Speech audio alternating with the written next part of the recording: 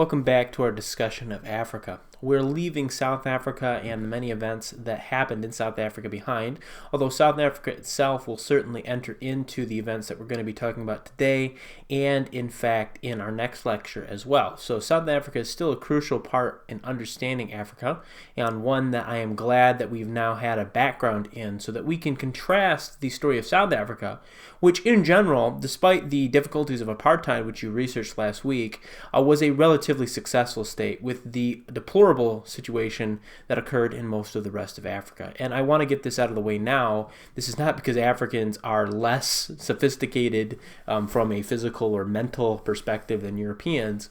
In many ways, the Africans are going to end up in very difficult situations, primarily because of European interference. Now, that is not to say that there were a lot of problems with the native African empire. Certainly there was a technological deficiency, and there were certain cultural practices which originated in Africa and were exacerbated by the Europeans, but that does not absolve the African cultures from these fascinations with slavery, for example. The Europeans did not bring slavery with them. It already existed, and they magnified it. But, unfortunately, because of European intervention in Africa, we are going to have a very complex situation, and a situation that is going to prove very disastrous for a vast majority of Africans in the future. And we're going to talk about the beginning of that process in this lecture, and then we'll talk about the collapse of the process in the next lecture. So this lecture we can call the Scramble for Africa, or the advent of European control in Africa, and the next lecture will be on decolonization, the loss of control in Africa. And to conclude our thoughts on the sub-Saharan portions of Africa this week, we'll then move on to the Belgian Congo, which serves as a powerful case study, I think, in contrast to South Africa. South Africa's success, generally, again, with the exception of apartheid, is often contrasted to the Belgian Congo's dismal failure from a governance point of view. The Belgian Congo ends up in a really deplorable state by the 1970s, and that is primarily due to European mismanagement. But to tell that story correctly, we need to get there, and to do that, let's start with the Scramble for Africa.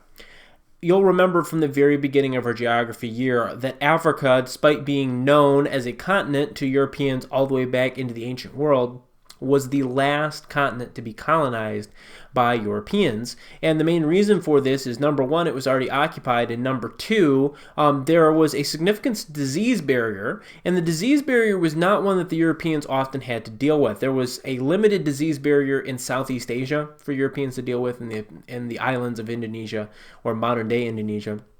But most places Europeans went, the diseases that were present were mostly their own. Think of South America and North America. The diseases typically went from the Europeans to the native population. In Africa, while certainly Europeans brought diseases that laid Africans low, the Africans, because of their density in population and the environment, the physical geography of Africa, the rainforests of sub-Saharan Africa, they also had a number of diseases. Many of these diseases were capable of killing Europeans, and not only Europeans, their livestock, and the reduction of livestock makes it much more difficult for Europeans to settle in locations. And so, as we talked about previously with the Portuguese exploration of Africa and the British seizure of the Cape Colony, it takes a long time for Europeans really to begin investing heavily in Africa. And again, South Africa is kind of unique in all of this because South Africa has a very pleasant climate. It has a Mediterranean-like climate at the southern part of South Africa. And even in the northern regions, we almost have a Great Plains-like environment, very similar to the American Great Plains in that sense. So Europeans are able to bring their agriculture, they're able to bring their livestock, they are primarily free of disease. There's very little disease in this area of Africa. And so this is a successful European colonization. The rest of Africa, though, is much more difficult because, again, there's disease problems. Many of these regions are heavily populated, but they're heavily populated by groups that are not well organized. And this matters when it comes to colonial policy because unless you have your own people to settle in a location, you really are reliant on whatever native infrastructure exists to control the area. And let me contrast two separate parts of the world to explain what I'm talking about here. When Europeans arrived in the Americas, because of the destruction of the conquistadors and conquerors and the destruction of disease, oftentimes the areas in North America that were settled were depopulated. Now, not to a huge extent. There were certainly still areas that had large populations. For example, the Massachusetts Bay Area actually still had a sizable Native American population. But the Europeans controlled these areas primarily by settling Europeans there. And as they reproduced and they had families and they spread out across the surrounding area, that gave the Europeans something to extract resources, something to control with. And of course, many of these colonies eventually became their own nations, such as our own. The other model that could be used is what I will call the British Raj model, the model that the British used in India. Not a lot of British settlers ended up in India and took land for themselves. In fact, I'm not personally aware of really anybody who did that. Instead, what the British did was they made alliances with local rulers, and these local rulers would effectively assist the British, primarily in economic ventures. And the British would gain more and more control over Britain. But they would do so by utilizing the native population and the native infrastructure that already existed in the country. Africa didn't have either really as an option. Most African societies were organized on a tribe basis, specifically in the big rainforests and even in the savanna area of eastern Africa. There were some kingdoms, and certainly the Europeans used these kingdoms to organize people and to extract resources, but reaching these kingdoms was often very difficult and required a lot of resources. Again, because of the disease problem, very few Europeans wanted to settle in Africa and turn this into homesteads. Again, South Africa is the big exception to this. There are people literally farming, having families, and those children are going out and starting their own farms and so on and so forth. So we see this North American, South American model working in South Africa, and we see the Indian Raj strategy working in parts of West Africa where there are developed nations, but much of the center of Africa, neither one works because there's no organization, there's not enough organization to use the natives to do basically what they were already doing, just take the profits. It's also too dangerous to settle. So that really restricts what the Europeans can do until approximately the 1870s. In the 1870s, back in Europe, and we've mentioned this several times, Germany unifies in 1871. They defeat the French in a war, the Franco-Prussian War, and they unify. And Otto von Bismarck, the leader of the German nations, effectively, the prime minister, if you will, the chancellor of the German Empire, looks around the world and he realizes that while Germany has now acquired national status, he's now acquired great power status. In fact, really, he's second. The nation of Germany was second only to Great Britain. But Germany looked around the world and realized that it had no colonies to speak of whatsoever. The British had the world's largest land empire. They had land in Canada. Controlled Canada, they controlled South Africa, they controlled Australia, they controlled the entirety of modern-day India, Pakistan, parts of Afghanistan and Bangladesh, and even Siam.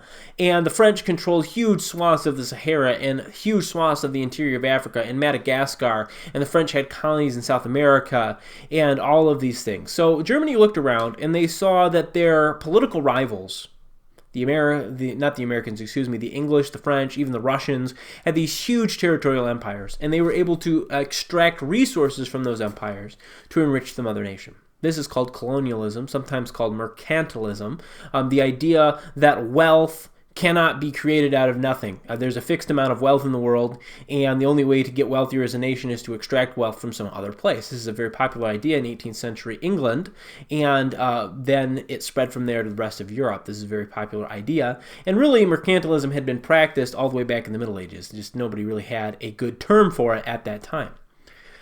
Germany, with this in mind, wanted to acquire territory, but as I just mentioned, a lot of the best, most fertile, most colonizable territory on the planet was not really available anymore. You certainly couldn't go to Southeast Asia. That was completely divided up between the British and the French. Australia was already in British hands. North America and South America not only were not available, but the United States was effectively threatening European powers who attempted to colonize there. And so there's really only one area of the world that hadn't seen major colonial development, and that was Africa. Germany began making efforts to acquire territory in Africa, and this spurred most of the rest of the European powers to also gain an interest in acquiring territory in Africa. The only major nation that's not interested in doing so is Russia and, of course, the Austrian-Hungarian Empire. But the Austro-Hungarian Empire and Russia were actually more focused on an area called the Balkans. And if that sounds familiar, that's exactly what those two powers end up starting World War I over in 1914. But Germany, England, France, Italy, Spain, and Belgium, which oftentimes surprises people that little old Belgium is interested in this, all focus their colonial ambitions on Africa. Now, Spain already actually possessed a colony in North Africa. We typically refer to it as Morocco, which was a little strip just in the northern section of North Africa. We'll talk about that in a later lecture next week. They also controlled an area that today is called the Western Sahara, claimed by Morocco, but really its own separate entity. France controlled already significant portions of the Northern Sahara, areas we today would call Algeria and Tunisia. And Italy already controlled places like Libya, but much of sub-Saharan Africa was up for grabs. Again, the British had an outpost in South Africa, but that was really about it. And so from approximately 1870 through about 1910, the European powers divide up those parts of Africa which they can acquire. For the British, this really involves a vice move in two directions and a couple other scattered holdings. The English already controlled Egypt, effectively. They had taken control in the 1870s with the building of the Suez Canal. Technically, Egypt was part of the Ottoman Empire, but in reality, it was administrated by Britain.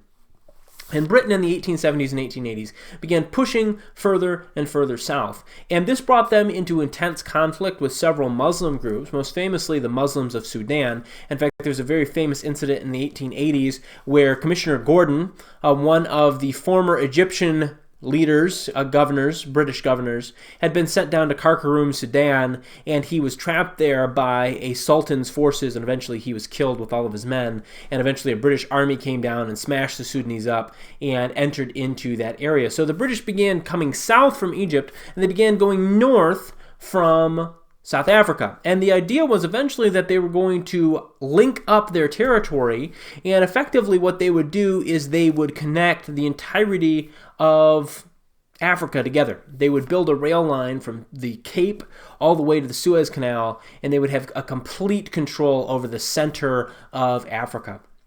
Germany, wanting to limit Britain's power, made several strategic moves to prevent that, the most important of which was creating the East German territory, modern-day Tanzania, which cut over and physically blocked the British pieces of Africa from coming together. No rail line could be built unless you built it through German territory, and obviously that wasn't going to happen. The British also picked up significant holdings in West Africa, the most important of which was the place that would go on to become Nigeria. Nigeria is a very large nation in West Africa, primarily in population. It's physically larger than most other West African nations, but it has an immense population. And the British captured this area. It's probably the most developed of West African areas when the British took it over. The Germans, as already mentioned, took over several pieces of territory, including the East German African territory, which eventually became Tanzania, the West African German territory, which eventually became the nation of, Namibia. Namibia right there on the coast down near South Africa. They also took over an area called Cameroon.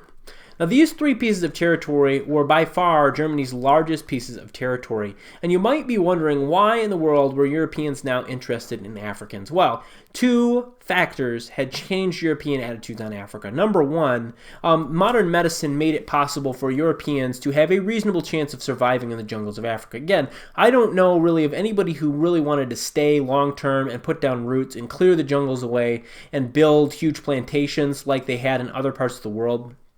But Europeans were certainly willing to put up with the disease and all of those other factors to get rich, and they certainly could get rich working in Africa. The other factor that led Europeans to begin considering Africa very valuable was the abundant natural resources that people began to realize Africa possessed, specifically metals and other materials drilled or mined right out of the earth. In fact, the Congo would become one of the world's largest sources of rubber, It would then later become the world's largest source of uranium. In fact, most of the uranium used to produce the American atomic bombs during World War II actually came out of the Congo. And so people began to realize that while this land was not particularly good settling land, which is the primary focus of most European colonization, again with the exceptions of the East Asian colonizations, which were primarily for the wealth available there. But people began to realize that while Central Africa is not particularly valuable from a farming perspective, it's very valuable from a resource extraction point of view. And so all of these European nations began to invest heavily in this area. Even Belgium took control of a massive area. In fact, people often laugh because Belgium takes control of an area of the Congo that is more than 70 times larger than the nation of Belgium itself. In fact, people estimate the population at the time of the Belgian takeover of the Congo, and it's probable that there were more people living in the Belgian Congo than there were in Belgium itself. So it's 70 times larger, has a larger population than the home country itself, and yet Belgium colonizes it, quote unquote, takes control of it, and begins extracting its resources. Now, this extraction of resources begins to ramp up heavily after World War I. And World War I, of course, changes the map of Africa rather severely, primarily because of the fact that Germany lost all of its territories. Now, technically, what was supposed to happen to all taken German territories were they were supposed to become what are called League of Nations mandates, which meant that they were supposed to be controlled by the League of Nations, and the League of Nations would administer them or turn them over to other countries who could best administer them, so that eventually they could self-determine. In other words, they could vote for the type of government that they would prefer, and that's how all of these territories would be handled. What happened in principle, however, was that these territories were handed over to either the British or the French.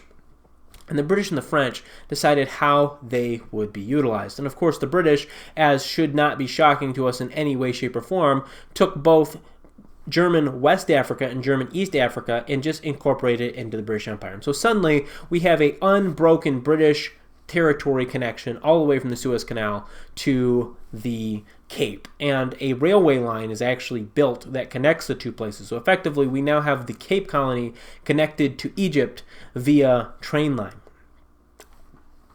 France also took over several pieces of German territory, kind of as scraps given to France for their support during the war. Unfortunately, this intensified the extraction of resources from the Africans, not intensified it. And so what we have happening is the British and the French and the Belgians and the Italians going into these regions and extracting more and more resources from the native people, putting them to work, putting them in labor camps, and doing all sorts of horrible things to them, which we'll go into more detail about when we talk about the Belgian Congo. Excuse me. Wow, I'm sorry. Eventually, this colonization process, or this extraction process, as many people begin to call it, because it's not colonization. The Europeans aren't living there. They're simply extracting wealth and not really giving any of it back to the native people. Eventually, this process starts to come into question in the 1940s. In 1945, of course, Nazi Germany was defeated, and the Soviet Union and the United States emerged as the world's most powerful nations. And the European addiction to Africa was on a time limit. And both France and Britain realized that in the next few years, there was going to be pressure not only from the Soviet Union, but also from the United States to begin to allow democracy to flourish, or communism in the Soviet Union's case, allow these ideas to flourish in Africa. And there was a hard push by the United States and the United Nations for European nations to begin to remove themselves from Africa and to stop exploiting, and instead to create stable governments run by Africans for Africans that would then take control. Unfortunately, this process would be incredibly expensive, and many European nations, rather than do their duty and attempt to do this, would simply say this is too difficult and we are going to remove ourselves and save ourselves a lot of time, a lot of work, and a lot of money. Unfortunately, they did that, and that process is called decolonization. Decolonization is something that they should have done well, but instead did incredibly poorly with effects that we're still feeling today. That's all I have for you guys today. A little bit shorter of a lecture, but we have to dig into the weeds, the tough stuff, and decolonization next time.